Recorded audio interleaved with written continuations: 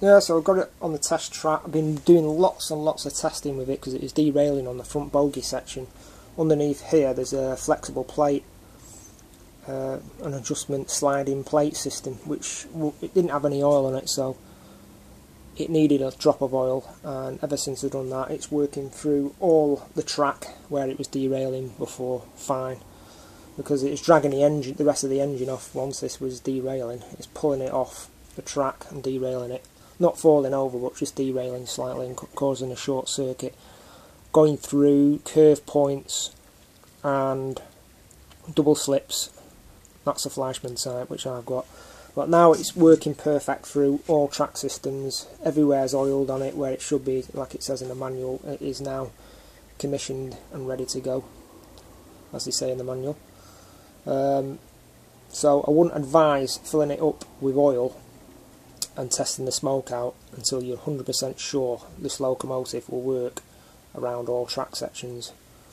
So otherwise it'll just spill out. The oil goes in through the top here, that cap comes off, and there's a chamber inside to accommodate the oil, and then there's a fan system here which pushes, it superheats the oil and then pushes it through a fan in the boiler and out through the main funnel and the piston areas. Well, I've not tried that yet, I've just been running around the actual layout.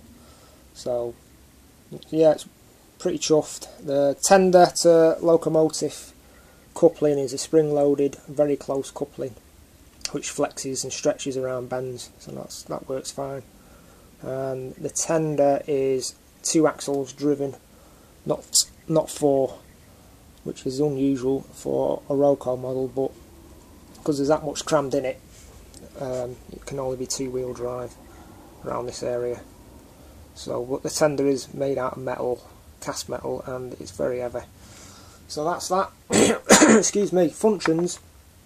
You've got your front LED maintenance free lights. You have, bear with me, you've got red tail lights as well, which you can switch off independently from the front, so you don't have to have the tail lights on if you're running in reverse or whatever.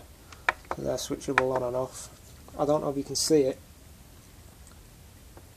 The cab lights up. I don't know if you can see it flicking off and on now.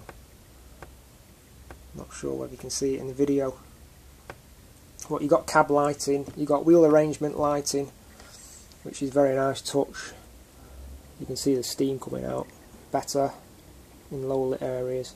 And you've got all your standard functions you'd have on a standard sound decoder, but it does sound very crisp and very basic, very nice sounding decoder. It's not an ESU, I think it's a Zemo. Not sure, not come across them very often, and don't know a lot about them, but it is programmable via CVs on any programmer, so it gives you all the data in the actual booklet that comes with it. So I'll just fire it up, just show you what the sounds are like. I do like the whistle because it's got like an echo to it.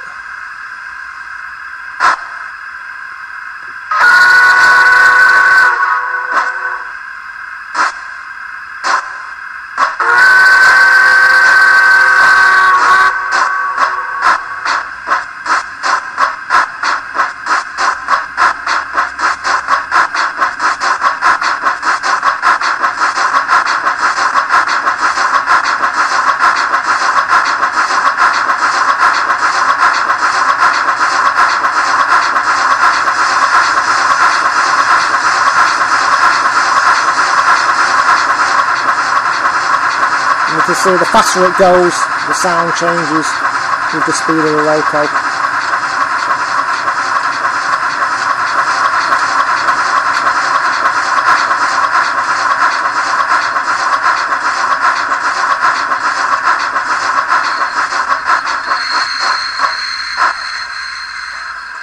Yeah, so pretty chuffed, and the next video will show the smoke effects. Thanks for watching.